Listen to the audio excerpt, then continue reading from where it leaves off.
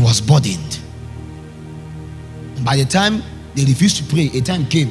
He told them, well, don't pray again. Just sleep. For the hour has come. And even when he told them sleep, for the hour has come, he went back to pray. And they were foolish enough. When your father and the Lord say, you sleep, let me pray, and you agree. You should be praying when he's sleeping. Don't be sleeping. If he is eating food, he tell you, eat food. Don't try it. Today, Bishop David Oyedepo can tell you it's not by prayer. But let's ask ourselves the sincere truth. I study their, when I follow fathers, I check, their messages now make sense. I go back to when he started.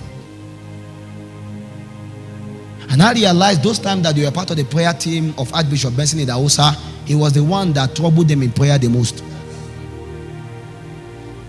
Them Duncan Williams and the rest of them, he doesn't allow them to rest. Archbishop can tell them, let these people pray and stop, because they fasted and they pray. So before they finish fasting has not ended until there is prayer. So they pray in the evening. So when Bishop said they should stop by 4, Bishop Oyedepo says it's a lie. Say the body has not ended. They stop when the body has ended. So he will advance them to whether sometimes 6, sometimes 9, sometimes 10. If you're angry with you, angry with him. I can show you pictures of them sweating. He sweat. Everything is sweating. But now it's AC and it's. When you follow this one, you will realize that you are following. But your life is a parable and it's working the reality.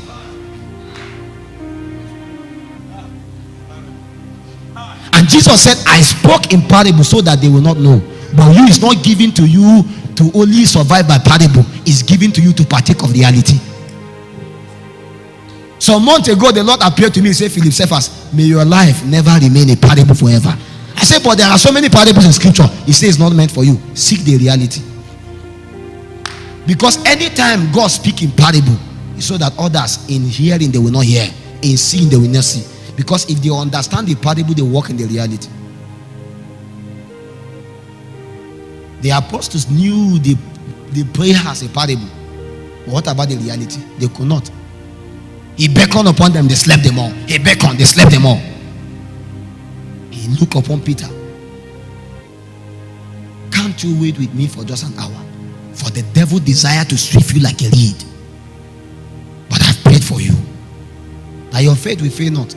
And so that when you are strong, you should strengthen your brethren.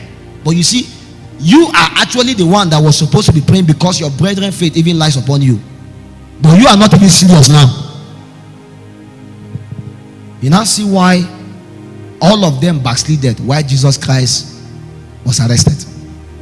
It was traceable to their deficiency of not praying that day. So immediately when Jesus was captured, even Peter that said, we will follow you to the end. If it means to die, we will die. He didn't know that utterances can only be survived upon the cruise of that prayer that was supposed to be prayed that day. And because he failed to receive help that day, in the days of evil days, nothing to stand upon. And so when they look upon you, are you part of them? He say, no, how can I be part of them? Say, but you talk like them. He say, no, never. I've never seen this man. Because there's no foundation to hold on to. No Ebenezer. And he was supposed to get that from that day that there was burdened to pray. And he was sleeping together with the rest. Because he was the first that they are going to beckon upon and say, you are part of them. After him, they will now go and beckon upon the rest. They are also part of them. But all the rest ran away. Their faith failed from the very beginning. He at least advanced more. And lastly, the cock now crowed. Then prophecy was fulfilled. See, no prophecy was designed to be fulfilled. Every prophecy was not just supposed to be fulfilled like that. Don't sit down and say they say you will die tomorrow and you are waiting for it to happen. What do you mean? Who you see that speak a thing and is established when the Lord has not commanded it? God did not give birth to you to kill you. If not, he won't give birth to you. You see a prophecy of my life, I will die. Did I say I want to live before? Did I decide to live? I'm living and surviving by another economy. You can't kill a spiritual man. Only God can kill him. But there are things to do to live. And until you do them, you will die. every day we are pressed beyond measure to die. We just refuse to die. And so immediately when their faith begin to fail them, they now realize that they needed help. But like I told you, the prayer they refused to pray that day was what was supposed to save them from that evil day. And mind you, Jesus Christ yet again, of course, he knew that he's supposed to die and rise again, but he keeps speaking it, keep speaking it, keep praying, keep speaking, keep praying. And let me tell you, if he refuses to follow in obedience, he might go down and not come up again. It looks as though it will not happen. On the third day, when everybody has lost hope, his spirit came and raised him. He said something. He said, you cannot rise yourself, right? You have to raise him. Because even Jesus Christ himself, he remained there like that until something, that same spirit that raised him from the dead had to come. And that has the ability to quicken you and me. It's Ebenezer. Because he came to a point where another spirit have to come and help bring him again. All of us will die. But when we die, something will bring us back again. But do you know the spirit that will bring you back? Jesus was the one that said that there are some of you here that may never die. And if you choose to believe it, will happen. He said, I am the resurrection, I am the life. He that believe in me, although he's dead, he will live. But he that live and believe in me will never die.